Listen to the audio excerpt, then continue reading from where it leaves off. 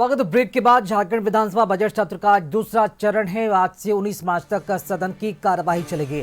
सत्र के हंगामेदार रहने की पूरी संभावना बन रही है। कई मुद्दों पर पक्ष विपक्ष के बीच तकरार भी संभव है और बचे विधायी कार्य निपटाने पर सरकार का फोकस रहेगा।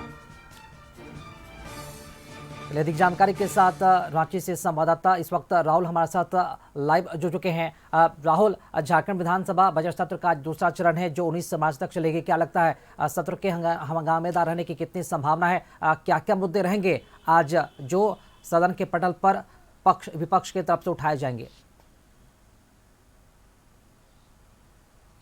देखिए, जिस तरीके से झारखंड विधानसभा का बजट सत्र की शुरुआत हुई, उम्मीद जताई जा रही थी कि विपक्ष की ओर से सरकार को सदन के अंदर घेरने की पूरी कोशिश की जाएगी, लेकिन 27 फरवरी तक चले इस सत्र के दौरान किसी तरह के हंगामे या विपक्ष की तरह से कोई भी ऐसा मुद्दा नहीं उठाया गया जिससे कि सदन बाधित हो। सदन सुचारू रूप से चला। हालांकि राज्यपाल के अभिभाषण पर भी विपक्ष की ओर से कोई आपत्ति दर्ज नहीं कराई गई और बजट पे चर्चा आराम से होती रही। हालांकि अब देखना होगा कि लंबी छुट्टी के बाद अब सदन की कार्रवाई आज फिर से शुरू हो रही है और सदन के अंदर क्या विपक्ष फिर से अपनी विपक्ष की भूमिका में नजर आता है या सत्ता पक्ष ही विपक्ष और सत्ता पक्ष की भूमिका अदा करता है। हम इसलिए ऐसा कह रहे हैं क्योंकि बीते दिनों अक्सर ऐसा देखा जा रहा था कि सदन के अंदर ही सत्ता पक्ष के ही विधायक राज्य सरकार से जुड़ी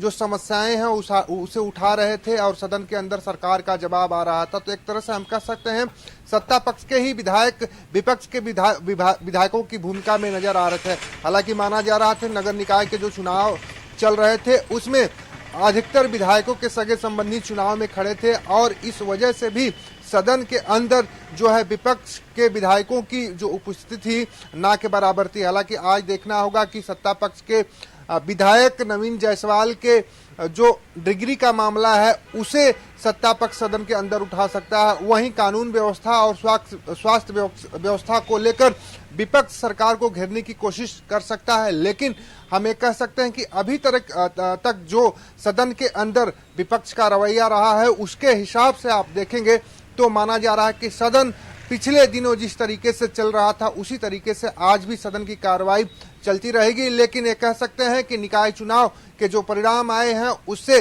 बीजेपी को कहीं न कहीं थोड़ी मजबूती मिली है। लेकिन आज से ही उप मेयर के चुनाव की जो प्रक्रिया है शुरू हो जा रही है और बीजेपी अधिकतर स्थानों पर जो बीजेपी के उप मेयर के जो समर्थित उम्मीदवार होंगे उन्हें जीत दिलाने के लिए पूरी कोशिश कर ली है, पूरी कमर कस ली है। तो ये भी माना जा रहा है कि डिप्टी मेयर के चुनाव में हो सकता है कि बीजेपी बिजी हो जाए, विधायक बिजी हो जाएं और जो विपक्ष की भूमिका है वो सदन के अंदर बीजेपी फिर से भी न अदा कर पाए। अब देखना होगा कि सदन की आज कार्रवाई शुरू होती है।